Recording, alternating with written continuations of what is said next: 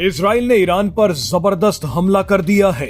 Iran पर ठीक उसी तरह से मिसाइल गिराई गई है जैसे भारत ने पाकिस्तान पर गिराई थी। इजराइल के लड़ाकू विमानों ने ईरान के कम से कम 6 सैन्य ठिकानों पर हमला बोल दिया है। इन 6 में से 4 जगहों पर ईरान के परमाणु ठिकाने भी मौजूद थे।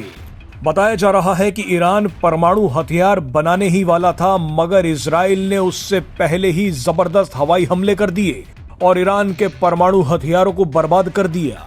मिडिल ईस्ट की ये जंग आने वाले दिनों में भयानक रूप लेने वाली है। इस जंग का असर भारत पर भी पड़ने वाला है। इसके बारे में आपको आगे बताएंगे, लेकिन उससे पहले देखिए कि इजराइल ईरान जंग की वजह से एयर इंडिया के विमानों को हवा में क्या करना पड़ गया। मिडिल ईस्ट में जंग चरम पर पहुंच गई है। मामला इतना गंभीर हो गया है कि एयर इंडिया को हवा में मौजूद अपने 16 विमानों में से कुछ को डाइवर्ट करना पड़ गया है और कुछ को वापस वहीं भेज दिया गया है जहां से वो उड़े थे। एयर इंडिया के अलावा भी दुनिया भर की कई एयरलाइंस ने पूरे मिडिल ईस्ट के आसमान को खाली करना शुरू कर दिया है। इसकी सबसे बड़ी वजह यह है कि ईरान और इजराइल एक दूसरे पर लड़ाकू विमानों, मिसाइलों और ड्रोन से हमले कर रहे हैं। भारतीय विमानों के लिए स्थिति इसलिए भी मुश्किल हो गई है क्योंकि पाकिस्तान ने पहले से ही भारत के लिए एयर स्पेस बंद कर रखा है और अब मिडिल ईस्ट में नया बवाल शुरू हो गया है। बहरहाल अब आपको बताते हैं कि इजराइल ने कितना बड़ा हमला किया है।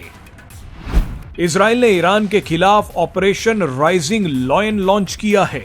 इस ऑपरेशन में इजराइल ने ईरान के परमाणु ठिकानों और परमाणु वैज्ञानिकों को निशाना बनाया है।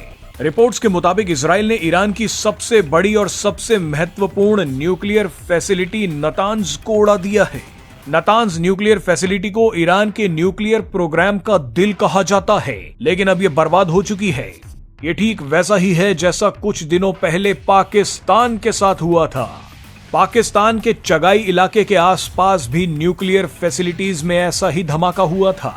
बहरहाल रिपोर्ट्स के मुताबिक इजरायली हमलों में अलग अलग जगहों पर मौजूद परमाणु वैज्ञानिकों के घरों को भी उड़ा दिया गया है।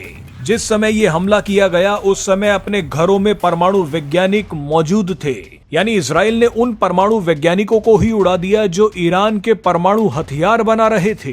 परमाणु वैज्ञानिकों के घरों पर ये हमले इतने सटीक थे कि सिर्फ उसी घर को उड़ाया गया है जहां पर वैज्ञानिक मौजूद थे।